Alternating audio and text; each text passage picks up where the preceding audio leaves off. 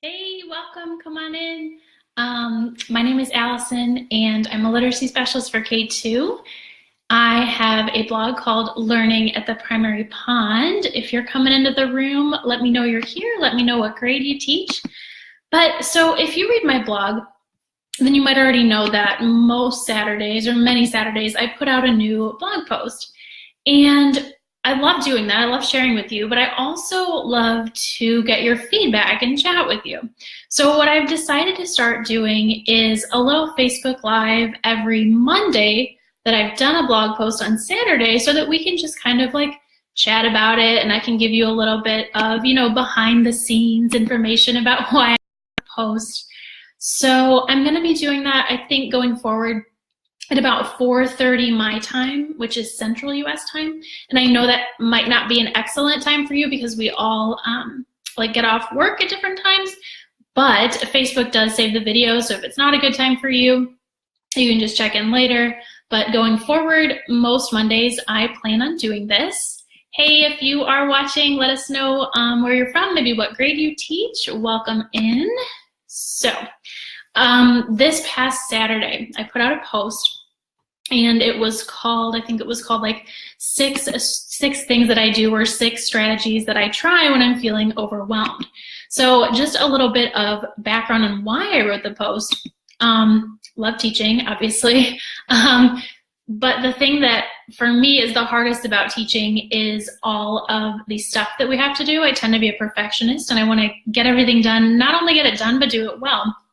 And so for the longest time, and I mean, I definitely still experience anxiety about it, but I would get really anxious just about the fact that my to-do list was and is so long. And so it was really affecting me, sleep. It was making me, I don't know, just sort of like feel funny on Sundays, just knowing how much was ahead of me during the week. And so about 5 years ago, I said, okay, enough is enough. I know that just all the things that we have to do as teachers, like that's never going to change. There's always going to be so much to do and so little time. So I realized that I kind of needed to change what I was doing and what, just the way I think about my own feelings of overwhelmed. So for the past 5 years, that's something that I've been working on and continue to work on it. It's always a struggle, but this is the reason why I decided to write the post on Saturday, and the link is in the little post here for you that I put up if you're wanting to check out the post itself. But that's the reason why I wrote it. I wanted to share with you the things that I try to do to, I don't want to say like get rid of overwhelm, because I don't think it's ever going away, but to try to make things better. And for me, experiencing anxiety, like to try to make that anxiety, less strong, less frequent, all that good stuff. So now what we're going to do is we're just going to go over the 6 different strategies that I shared in the post. I would love to hear your ideas also. I've already gotten some great feedback from teachers on Instagram about what they do and strategies that work for them, so I'll share at least one of those things. So number 1, the first strategy that I had in the post was just to recognize that overwhelm is a feeling that is fueled by thoughts, right?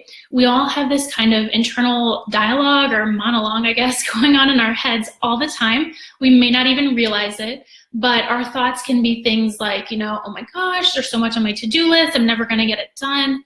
They may be things like, I don't know, my evaluation is next week, and if it doesn't go well, I'm gonna get fired. They can be extreme, or they can be just mundane things like, I don't know what I'm going to do with this kid. I don't know how I'm going to get this kid, to move up reading levels, all that stuff. So we have this kind of constant monologue in our heads, and the thoughts that we're having that we may not even be aware of, those can really fuel our feelings of overwhelm. So my first strategy is just to try to become more aware of the thoughts that are going on in your head, and sometimes you might have to reframe the way you think about things. So for example, let's say that I'm a to-do list person, and I'll end up with a ton of stuff on my to-do list, and maybe it's like Sunday night and I can't do everything at home or whatever, and I'm going to go in Monday and have a bunch to do, right? That is something that normally causes feelings of anxiety in me, right? So instead of thinking like, oh my gosh, there's so much to do, I'm not going to get it done, I will reframe that intentionally in my head, and I will say to myself, okay, I have these 5 things on my to-do list. I'm going to do the most important stuff first, and then we'll be fine. Because no matter how many things are on my to-do list, right? Like, we always figure out a way to, even if they don't get done, to make up for it in another way and to do our best teaching, even if we didn't get something done, right? It always works out.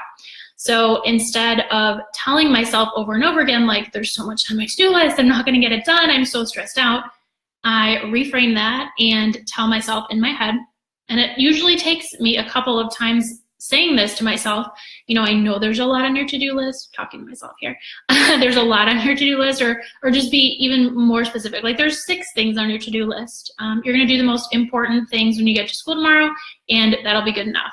So just telling yourself this stuff repeatedly, like, it sounds silly and basic, but your thoughts really do lead to your feelings. And if you're reframing your thoughts in not an unrealistic way, you don't need to say to yourself, like, I have all the time in the world, I'm gonna, get everything done on my list. You don't have to be unrealistic. But if you reframe and start thinking, like, more concretely, like, this is what I have to do, this is when I'm gonna do it, it just sort of, for me anyway, it sort of brings down those feelings of overwhelm. And this is something that I work on all the time, not just with teaching. It's not something that I did like 5 times and now I'm fine. I always have to be monitoring the monologue in my head and sometimes reframing my thoughts so that they lead to, less overwhelming feelings. So that was number 1. Number 2 was that I do a brain dump. And this is particularly helpful when I feel like I have stuff bouncing around in my head and I'm worried about forgetting stuff and there's just a lot to do. I like to do this especially before there's like a holiday break and I know stuff that I want to do before we come back or whatever. I will just take a piece of paper. Computer is good because then you can more easily rearrange stuff if you type a list. But I will just make a list of all the things that I know that need to be done or that I want to do, and then I'll go back and prioritize. So if you do it on the computer, then it is a lot easier because you can like cut and paste things and just move them around and make a prioritized to-do list that way. So that's my personal preference in doing it. You can maybe do it on sticky notes too and move them around, whatever works for you. But for me, a brain dump is very cathartic, and then I can go forward and say like, okay, this is where I need to start. Another teacher friend on Instagram mentioned that she has this strategy she got from her grandmother where she will set a timer for 5 minutes and just start on one thing. Maybe she has this to-do list, maybe it's prioritized, maybe it's not, but she'll just start on one thing for like, I forget what she said, maybe 15 minutes, see how it goes, and then, after she gets into the work, like step back and say, okay, is this what I want to keep working on, or do I want to do something different? And I really like that idea because sometimes I've noticed that if I have a ton of stuff on my list, I will just stare at it or stare into space and not do anything. So I really liked that timer idea. So I just wanted to share that with you since she had shared that with me.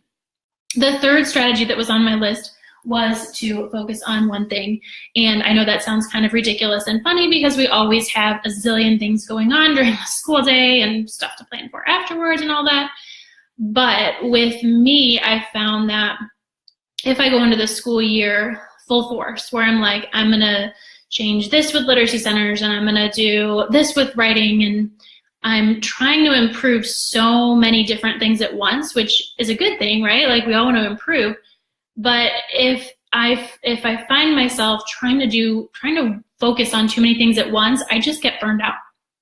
So what I try to do now is, even if I know in the back of my mind, like I want to make all these changes, I want to improve all this stuff, I will try to just start with one thing at a time and really focus on that. Because otherwise by like October, November, I'm totally burned out because I've been trying to fix and do all of the things as opposed to just, worrying about one thing at a time and then going from there. I know we all want to do our best and we want to make everything awesome as fast as we can, but I don't think there's any sense in like burning ourselves out by going full force. So that's why I try to just focus on one area for improvement or one area for change at a time. All right, number 5, I think I have this out of order actually from the post, but the ideas are the same. Number 5 is wants versus needs. And I have this on the list because this has to do with making your to-do list. Once you've prioritized your to-do list or written down everything that you want to do, Sometimes what I found is that I take for granted that stuff needs to be there on the to-do list in the first place, right? So let's say like it's November. November is always crazy. I know that I have this like reading comprehension lesson I want to do, and there's some activities that require a lot of prep, right? So I've put all of those prep work activities on my list. They're on my list. And let's say now there's, I don't know, something happens or there's conferences or whatever, and I'm so pressed for time, I'm so anxious, I've got all this stuff on my list. What I need to do is not take for granted what is on the list in the first place, because I find myself thinking like, oh, if I put it on the to-do list, like it's gotta get done. But if you think about it, you know, if I've got this like fancy lesson plan that requires a bunch of prep, but it's, you know, gonna take up so much time that I'm like staying up late or just not getting recharged or not having time to do it at all, like I need to take that stuff off the to-do list, right? I need to keep the stuff on the to-do list that is most important for kids. And it doesn't matter how we get from point A to point B, as long as the kids are learning and engaged. It doesn't matter if it's like a super fancy lesson, right? I can take stuff off my to-do list, recognize that it's a want, right? It's me wanting to do it, coming from a good place, but it's not a need. There may be a different way to teach the lesson that requires less prep. Maybe I can use technology, pull something up on the interactive whiteboard, and that can save me time. So basically, this strategy is just about evaluating what's on your to-do list in the first place and figuring out if it's something that you're just kind of taking for granted and assuming that you have to do, but maybe you really don't have to do it. So just being judicious about what you put on the to-do list and do in the first place. This one I kind of messed up, but it says use the internet with caution. Love the internet.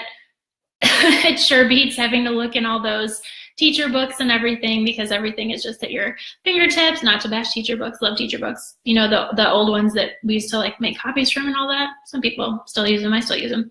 But it's great to be able to go on Pinterest or, you know, TPT and get a bunch of ideas, look at blogs. I love that. But I say use it with caution, because if you're finding that you're feeling super overwhelmed, the internet is probably not going to make you feel better. So in the actual post, which you can check out because I have that link there, there's these 4 questions, and I won't go over them here, but check out the post. I listed these 4 or 5 questions that I ask myself when I'm looking at an idea, because I find myself like I'm automatically like, oh, that's a good idea, like I've got to do this. But we all know that we can't do it all, right? And we don't want to compare ourselves too much to what everybody else is doing, because that's just not going to go well, right? We can use the internet to learn, but we don't want to consume so much that we end up feeling overwhelmed and insufficient. So that's why I say just consume what's on the internet with caution. You don't have to have the fanciest, most Pinterest-worthy activity in the world to teach something well. So just something to keep in mind. And then the last strategy I had was very simple, just to celebrate the good. I know that personally, I am a problem solver. Like that's just kind of my nature. I notice problems with my kids or with my teaching, and I try to solve them, which I don't think is a bad thing. And I think a lot of us are like that. We all want to improve, but it can become a bad thing when we're not also acknowledging what is going well, right? So if I'm always thinking like, okay, well, this is a problem, now I need to fix it. Now I need to do this. This isn't going well. Now I need to do this, right? It's just this like constant rolling forward of finding negatives or finding things that aren't going well and trying to fix them. And again, I think it's a good thing, but at the same time, we have to be able to think back and say, okay, where were my kids at the beginning of the school year? Or where were they 2 weeks ago? Where are we now? You know, what can we celebrate? What am I doing well? And for 2 reasons, right? Number one, you want to be able to celebrate with the kids what they're doing well. But number 2, if you don't recognize what you are already doing well, and I know that you are already doing so many wonderful things well, if you don't recognize that, then you are not going to be conscious that things do work, which things do work, and which things do go well for you, and then you won't be able to repeat them. So I think it's really helpful just to take some time, acknowledge what's going well for your kids, for your teaching. I like to just keep a little journal and write down things that are going well, because my brain just goes like 100 miles an hour all the time. So it's really nice to just have that record. It just takes like a minute in the morning, or you can do it at night.